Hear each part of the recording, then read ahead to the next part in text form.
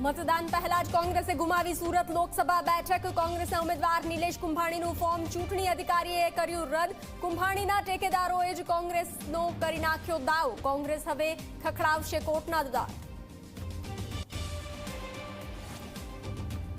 વડોદરાના કારેલીબાગની 15 સોસાયટી બહાર લાગ્યા ચૂંટણી બહિષ્કારના બોર્ડ। રોડ, રસ્તા, વીજળી અને ડ્રેનેજ જેવી પ્રાથમિક સુવિધાઓનો વિસ્તારમાં અભાવ।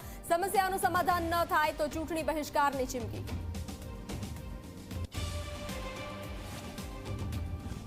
ગઢડા ગોપીનાથજી મંદિરની ચૂંટણીમાં 50%થી વધુ મતદાન થયું। આવતીકાલે હાથ ધરાશે મતગણતરી। હાલમાં દેવ પક્ષની છે સત્તા।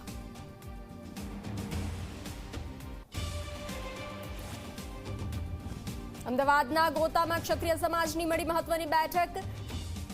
અન્ય સમાજના આગેવાનો પણ રહ્યા હાજર। આંદોલનને ઓપરેશન ભાજપ નામ અપાયું। આગામી સમયમાં ખેરાલુમાં તો ભરૂચમાં સંમેલન યોજાવાનું આયોજન।